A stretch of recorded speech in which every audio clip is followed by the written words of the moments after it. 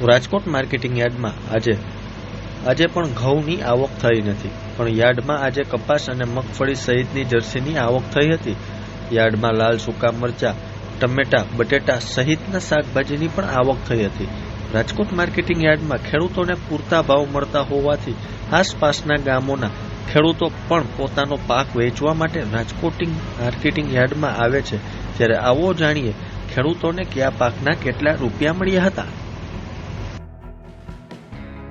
Rajkot marketing યાર્ડમાં આજે કપાસની આવક 7,400 ક્વિન્ટલ થઈ હતી. જ્યારે કપાસના ભાવની વાત કરવામાં આવે તો આજે એક મણ કપાસના ખેડૂતોને 1,320 થી 1,599 રૂપિયા ભાવ મળ્યા હતા.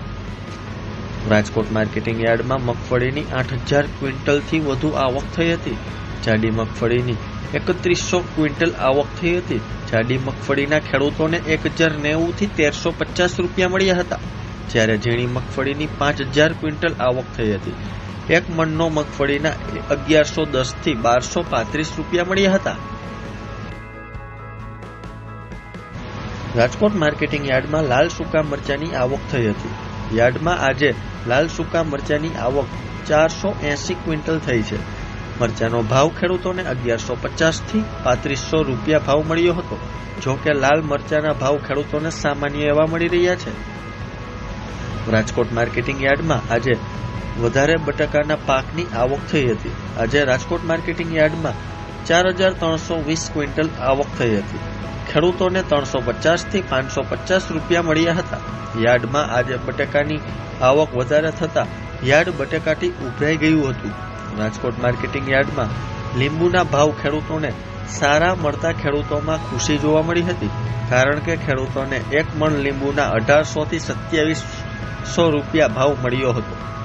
યાર્ડમાં આજે લીંબુની આવક 280 ક્વિન્ટલ થઈ છે. રાજકોટ માર્કેટિંગ યાર્ડમાં ટમેટાની આવક 1,305 ક્વિન્ટલ થઈ છે. ટમેટાના ભાવ 150 થી 300 રૂપિયા એક મણના બોલાયા હતા. ટમેટાની સાથે સાથે મરચાની 259 ક્વિન્ટલ આવક થઈ છે. લીલા મરચાના ભાવ ખેડૂતોને 300 થી 550 રૂપિયા ભાવ મળ્યા હતા. રાજકોટ માર્કેટિંગ યાર્ડમાં સૂકી ડુંગળીના ખેડૂતોને 70 થી 250 રૂપિયા મળ્યા હતા. યાર્ડમાં આજે સૂકી ડુંગળીની 4,700 ક્વિન્ટલ આવક થઈ હતી. ખેડૂતોને ડુંગળીના સારા એવા ભાવ ન મળતા ખેડૂતોના ચહેરા પર નિરાશા પણ જોવા મળી હતી.